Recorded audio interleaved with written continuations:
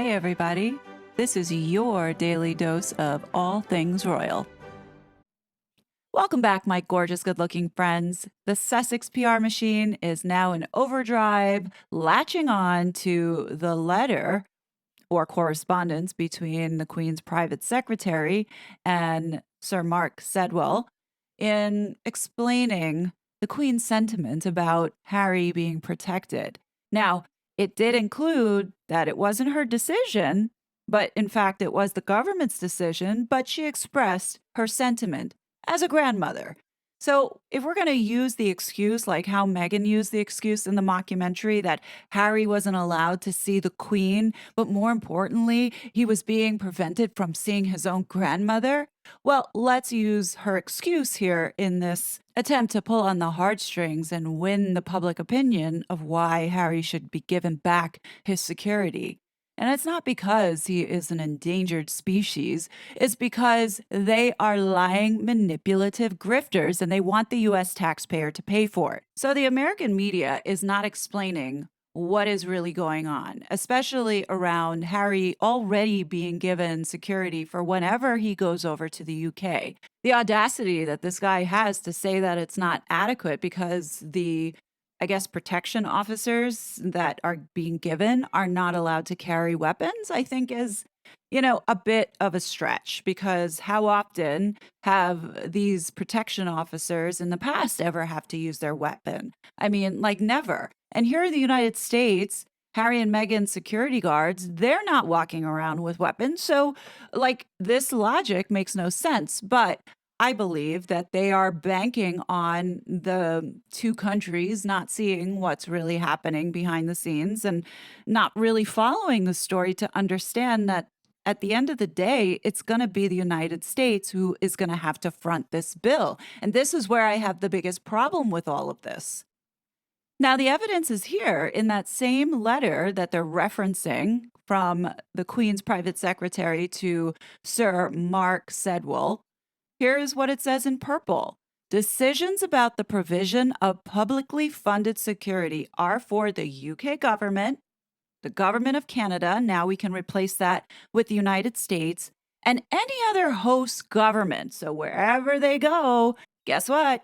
You're going to be stuck with the bill. We already know this, but we're not making enough noise. These two lying, manipulative, deplorable human beings are now using the Queen as an excuse to pull on the heartstrings of the public.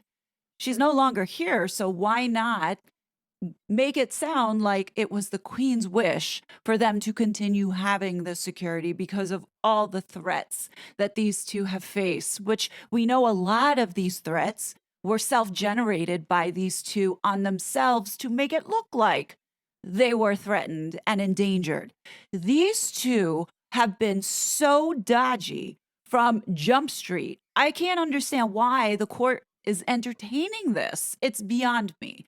As exhausting as it is in this fight, because I do not want to pay for this security, we have to continually raise and bring up what really transpired and push the facts to the front, making sure that the more people who see this will understand that these two have been pulling a scam over the royal family for the last 6 years. Let's go back in time and make very clear what exactly went down, beginning with the statement that was dropped on Instagram, and the whole world was like shook. Now, if we look at everything that was said, everything that the Sussexes put in writing through Scroby, in the Oprah interview, in the Netflix mockumentary, in these court cases, yes, I think that there is an element of truth to where the family did know that they wanted to leave and separate themselves from the monarchy because Meghan was having a hard time adjusting and being a part of the team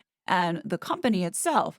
So while the palace was trying to be very accommodating and helping them make, roads into figuring out what exactly they were going to do, it wasn't good enough for Meghan. And in fact, Meghan was, according to Finding Freedom, to the mockumentary, it was the British media that was saying all these nasty things about her, and she couldn't take it anymore and made up these excuses of her wanting to take her life as well as her unborn son's life. Now, if that doesn't call out selfish, I don't know what else will. With all of that acting that Meghan was doing, it really was trying to get out of the UK to be able to control the media here in the United States.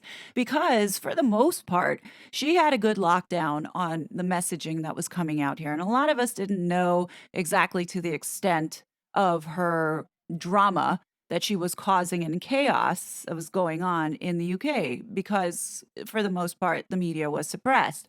But that was the biggest problem, in my opinion. And because the palace wouldn't lie for her, Every rumor, every negative thing, every lie, everything that I knew wasn't true and that the palace knew wasn't true and internally they knew wasn't true, that was just being allowed to fester. So there was no other option at this point. I said, we need to get out of here. this is what they meant when they said that the palace didn't protect her, is because they didn't lie for her or tell stories to make Catherine look bad in favor of Meghan.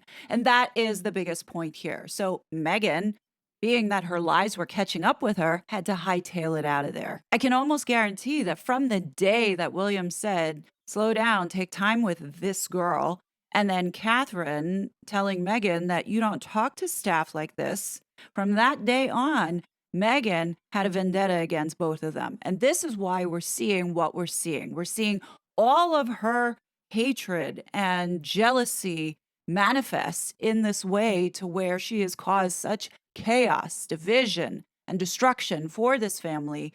And this is the result of it. So now, coming full circle back to the security case, the palace knew that they wanted to leave. And I will bet you that these two knew that security was going to be a problem, not the excuse of, oh, Harry thought that security was never going to get taken away. They knew that it was going to get pulled if they wanted to carve out this progressive half in, half out structure. And here is how we know this. Omid Scobie's book, Finding Freedom, is now coming back to haunt them because in this book, it does detail exactly what was going on at that time. And we know that Meghan was behind this story. And it was actually a clapback to all the rumors and tabloid fodder that Meghan was claiming, oh, were lies. And one of those lies was the Sussexes were responsible for the leak of letting the world know that they were intending on taking a step back. Now, one of the biggest things that was done at the time was plastered across the newspaper about the Queen being blindsided. And this was a big ordeal to which, in the Oprah interview, Oprah flat out asked, did you blindside the Queen? And they vehemently denied, no, that they didn't because of the conversations that they were having. And Meghan does go on to say that she was having these conversations for at least 2 years. Did you blindside the Queen? No. I think that's partially true. No, the Queen was not blindsided of the fact that these two were trying to get out of there. These two have been trying to change the narrative from the day that they made this announcement. I've never blindsided my grandmother. I have too much respect for her. So where did that story come from?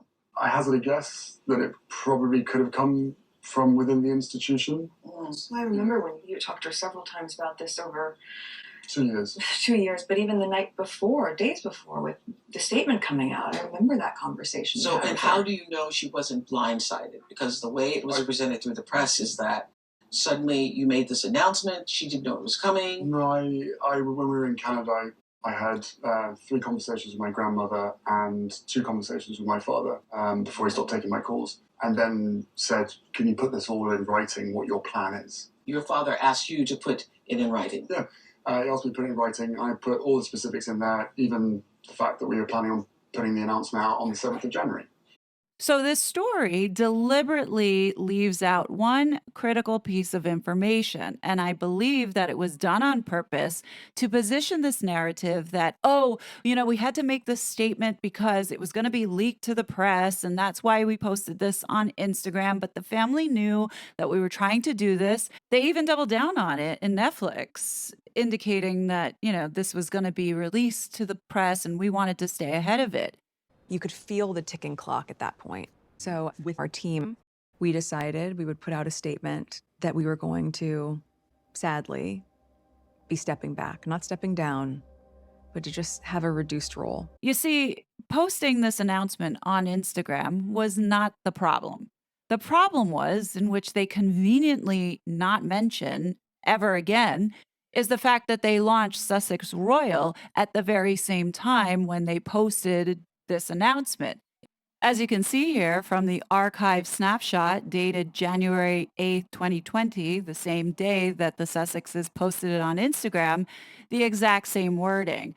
Now, thank God we have Omid Scobie to be Meghan's mouthpiece, because back at the time when he was writing Finding Freedom, of course Meghan had to clap back through Scobie in addressing the the claims that the public was making around blindsiding the queen, because essentially what they did was they made live the entire website that laid out their plans on what they intended to do before even getting any kind of approval. Now, here is what it said. Scobie writes, alongside their announcement, they launched their website, sussexroyal.com, which was now no longer a landing page for their new foundation, but a detailed roadmap of the new working model they hope to espouse. The website offered clarity on their decision to be financially independent, which was not only to have more freedom in their work, but also to remove the tabloid's justification in having access to their lives. Public money means you are public property. The website took everyone, even their communications team, by surprise. Aides and family members knew the couple wanted to step back, but the public website, which laid out the details of their new half in, half out model as if it were a done deal, put the Queen in a difficult position. So there you have it, folks. Yes, they did blindside the Queen because they laid out a model that was never approved.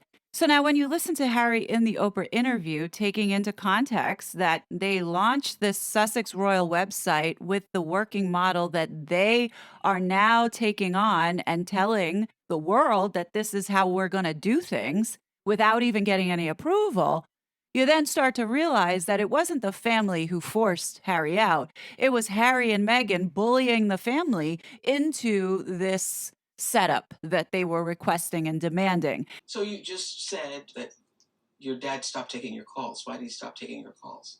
Because I took matters in, by that point, I took matters into my own hands. It was like, I needed to do this for my family. And there you have it, folks. Harry saying that he took the matter into his own hands. You already heard a few moments earlier that they were planning to release this very same statement back on January 7th. My guess is that the palace, as well as the family, were like, you know what? There's a lot more that we have to talk through, specifically this security issue. And these two felt that, you know what? If you're not going to give us what we want, we're going to force your hand. And here, we're going to unleash our website that details exactly what we're going to do, and you're going to bend to us and give it to us. Boy, they were wrong. But we know that security was top of mind, because in the part where it talks about security, Meghan made sure to let the world know that they were internationally protected people and that they will be getting this security because of that. On January 8th, when they published this website, it says here the provision of armed security by the Metropolitan Police is mandated by the Home Office, a ministerial department of Her Majesty's government responsible for security and law and order. The Duke and Duchess of Sussex are classified as internationally protected people, which mandates this level of security. We know that Meghan was trying to force the hand here, and this was a discussion that was being held previously before this website went live, because Meghan forces the hand by using the word mandates this level of security. This topic of security was discussed way before the Sandringham Summit, and this was Meghan's way of saying, you know what? I'm going to tell you how it's going to go down. And sadly, that didn't work, because the very next day, they were forced to pull down this statement. As you can see the difference here now, they removed the statement. You see, the Queen was blindsided, not because she didn't know, was because this hussy went ahead and published this website dictating how it was all going to go down. And that definitely pissed the family off. I believe that Harry thought that they were not going to pull his security after this stunt. And that's what was the surprising thing for him. Not so much, oh, they pulled it because of the so-called threat assessment that he believes he's under. So now, when you bring this website back into the focus of them detailing how this new working model is going to look like with this half in, half out, it blows up Harry's story in Netflix, in which he said he had 5 choices to pick from, and they picked the middle one, the half in, half out. Once again, Harry, you've been caught lying. But once I got there, I was given 5 options. 1 being all in, no change, 5 being all out. I chose option 3 in the meeting, half in, half out. Meghan is the one 100% to blame for the rift between the brothers and what we're seeing now. The positioning of hatred towards Catherine and William, of being racist, as well as being forced out because of the horrible royal family, is all because of Meghan. And that's because in the very beginning, these two were bullying people in the palace as well as the family, especially with the stunt that they pulled with this website. So what we see this narcissistic sociopath do is project her bad behavior onto others, which we now see happening to William and Catherine. In this Netflix mockumentary, we see Harry concocting another narrative of William being the one who was the bully. Now, we noticed him saying this in the Netflix mockumentary, but then let's not forget the book Spare, in which he made William look like the biggest asshole. None of that is by coincidence, because I do believe this is now playing into what we're seeing now of Harry using this excuse, oh, my horrible family, especially my brother who didn't accept my wife. And once I got in the car after the meeting, I was told about a joint statement that had been put out in my name and my brother's name, squashing the story about him bullying us out of the family. I couldn't believe it. No one had asked me. No one had asked me permission to put my name to a statement like that. Within 4 hours, they were happy to lie to protect my brother. And yet, for 3 years, they were never willing to tell the truth to protect us. You see, this whole story was a lie from the very beginning.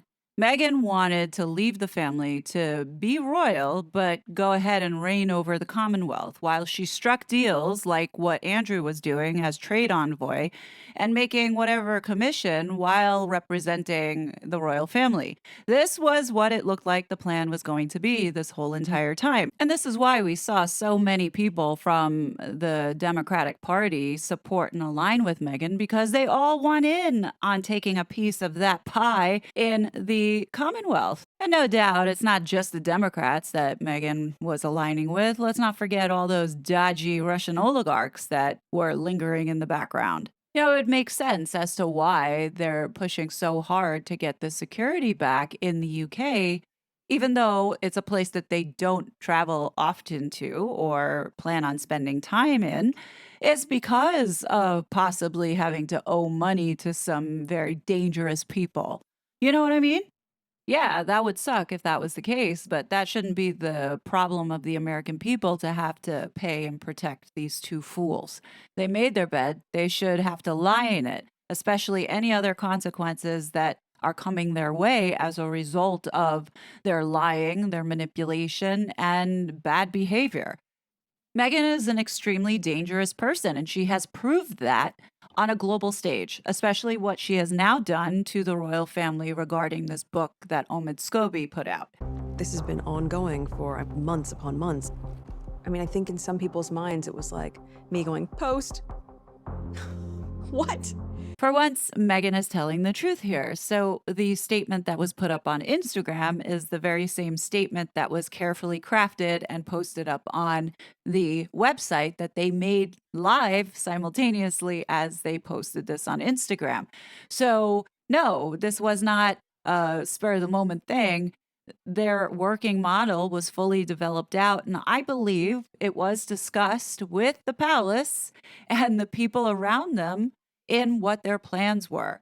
And they went ahead and just forced the hand. And that's really what all of this is about. If I were to guess, this woman, Fiona, who became the private secretary after Samantha Cohen for the Sussexes in August of 2019, knew about the Sussexes' plans to go to the United States and help them with their whatever visa or paperwork that Harry needed in order to make the move over into the United States. I don't think it's a coincidence that they picked her. Look at what her work experience is. She held diplomatic posts in Washington.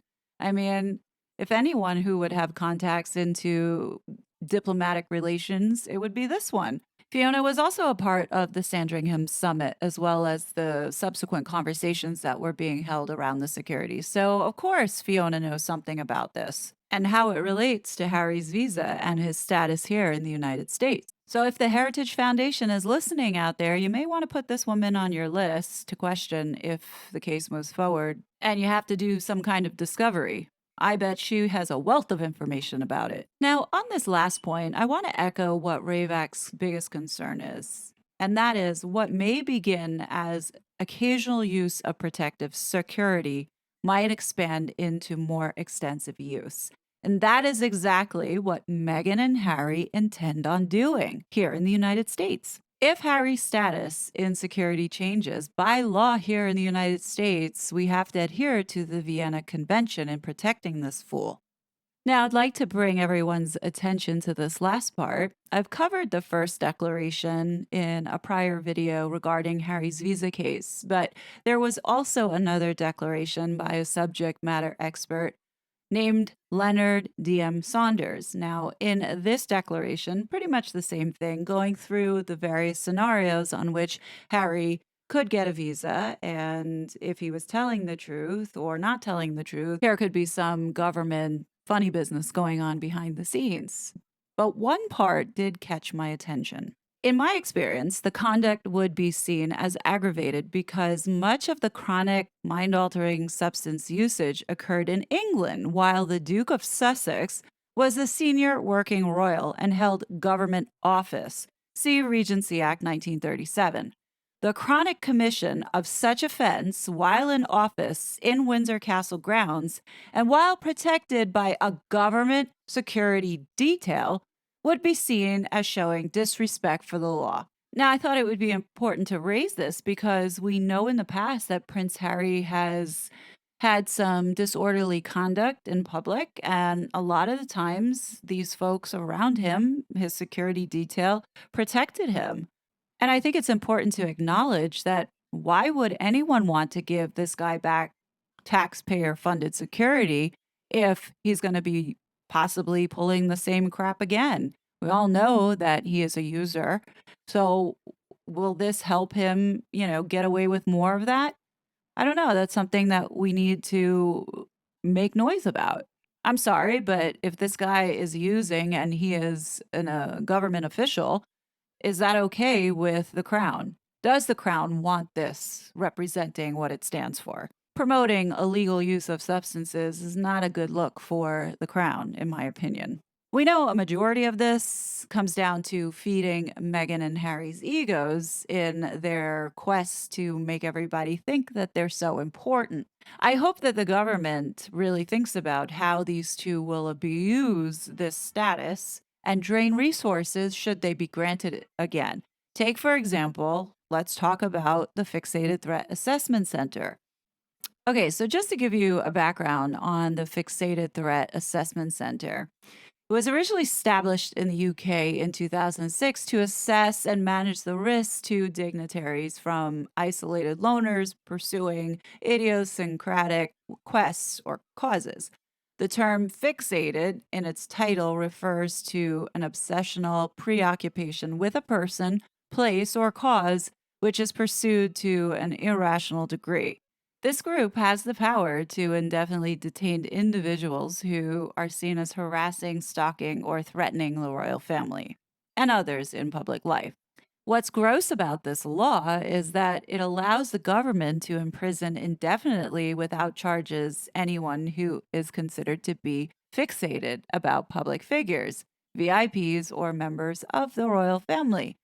It works similar to the way the laws in Thailand work, in which they ban citizens from saying anything critical of the Thai royal family. Could I see these two mental basket cases going after YouTubers in the UK? Absolutely. And we know that Meghan had it done to her own sister because here's her PR pushing this out through People magazine. So here is proof that these two would abuse their power should they get this status back. And when I say abuse this power, they will now abuse it here in the United States with the secret agents that will be assigned to them from our government who have this access to intelligence. Now, depending on Harry's status, I don't think that he is listed as a diplomat. I do see him being protected as a foreign dignitary because he is a counselor of state, and the way that the United States sees Harry is a government official. Should Harry and Meghan get this status back, they will be protected by the uninformed division of the Secret Services with the support from the Metropolitan Police Department. So while it may look like Harry and Meghan might not be costing the UK taxpayers very much because he rarely visits the UK, the US, yes, we will be fronting most of the bill, but there will be a cost because of that coordination between the Met and our people here. So it is going to be costing the taxpayer all year round. Don't let them fool you that this is only when he's in the UK to where it's going to cost for resources. These two are going to drain up the resources that should be out there protecting the citizens, not Meghan and Harry's, ego. I'm pretty sure as it stands, Harry is not seen as an internationally protected person here in the United States. He's definitely seen as a foreign dignitary, but I don't think that foreign dignitaries have the same perks and benefits of immunity as a person who has IPP status. I could be wrong, but I don't think it's the same. Now, if he gets the status back from the Metropolitan Police, will his status here change to IPP? That's another question that I can't answer. I'm not sure. If you guys know, definitely leave that in the comment section. What do you think? Anyhow, this is all I have for you now. I've done a lot of research on the problems that this will cause if, let's say, Meghan and Harry do get the status back and they feel that they can abuse this status, what it means for the public and the danger that they put people in. But what do you guys think? Definitely leave your thoughts below. As always, I will be back with more content. But until then, please be safe and I'll talk to you later. Bye. It was such a fraud.